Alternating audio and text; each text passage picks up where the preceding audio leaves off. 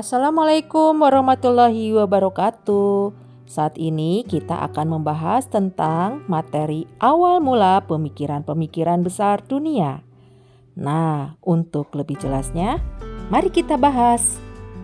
Pemikiran besar yang terjadi di Eropa berawal dari jatuhnya kota Konstantinopel ke tangan Turki tahun 1453. Selanjutnya, terjadi sebuah perubahan yang besar di dalam kehidupan masyarakat Eropa. Yang pertama, terjadi Renaissance, kemudian terjadi reformasi gereja, dan di bidang ekonomi muncul sistem ekonomi merkantilisme dan Aufklärung. Kita bahas satu-satu. Pertama, Renaissance dan Aufklärung itu sangat berpengaruh terhadap peristiwa besar di Eropa. Renaissance dan Aufklärung ini merupakan sebuah era pencerahan.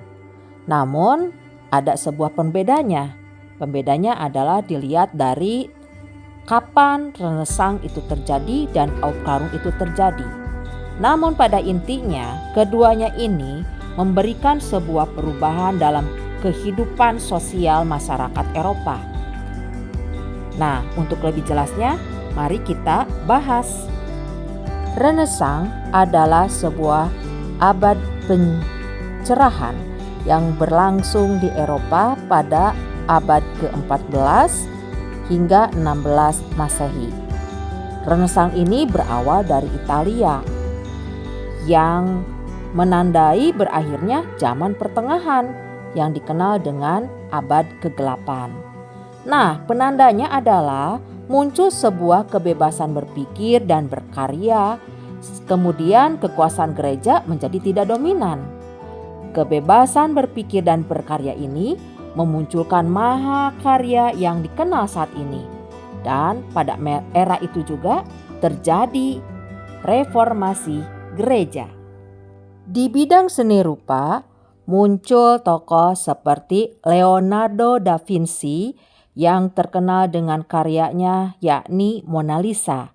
Kemudian Michelangelo, Raphael, dan Donatello.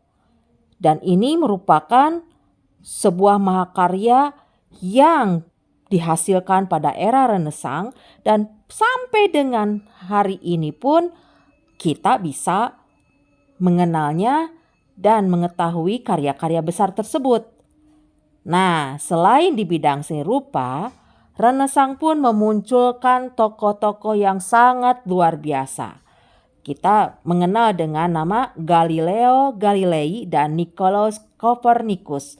Mereka berupaya untuk mendobrak pemikiran tentang kefilsafatan, tentang pemahaman dunia kalau dunia ini bulat dan yang menjadi pusat dari kehidupan bukanlah bumi tetapi matahari, yang dikenal dengan teori heliosentris. Sekarang kita bahas tentang Aufklärung. Apa itu Aufklärung?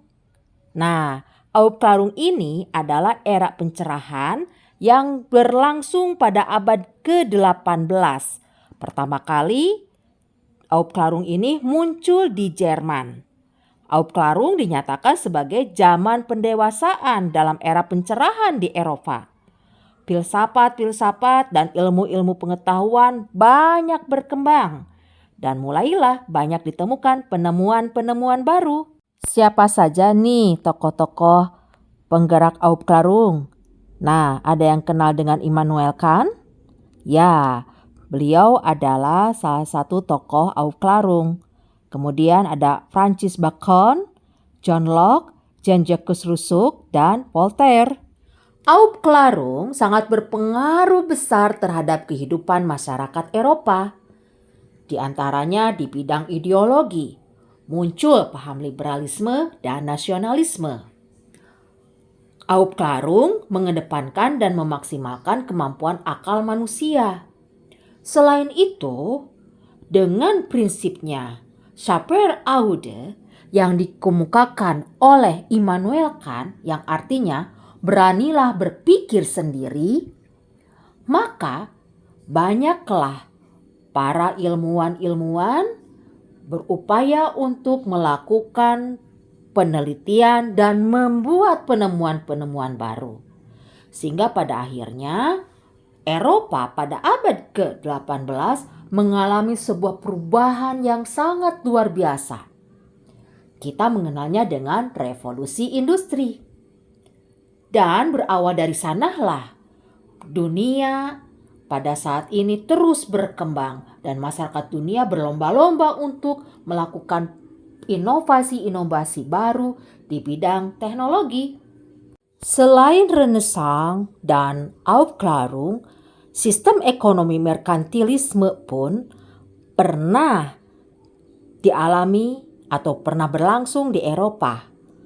Sistem ekonomi merkantilisme ini memiliki sebuah pemikiran yang menyatakan bila sebuah negara akan dinyatakan sejahtera apabila memiliki cadangan emas yang banyak. Menumpuk kekayaan ini menjadi pemikiran dari negara-negara Eropa. Cara yang dilakukannya adalah dengan melakukan monopoli perdagangan. Nah, maka dengan pemikiran tersebut mendorong masyarakat Eropa pada abad ke-15 pasca Konstantinopel jatuh ke tangan Turki dan setelah mereka mengalami sebuah fase pencerahan dan mereka berupaya untuk mengembalikan kejayaan Eropa dengan kembali membaca buku, mengembangkan ilmu pengetahuan dan teknologinya, mulailah bangsa Eropa melakukan penjelajahan dunia. Dengan penjelajahan dunia inilah mereka memiliki misi yang kita kenal dengan 3G, God, Glory, dan Gospel. Inilah awal mula dari imperialisme kuno.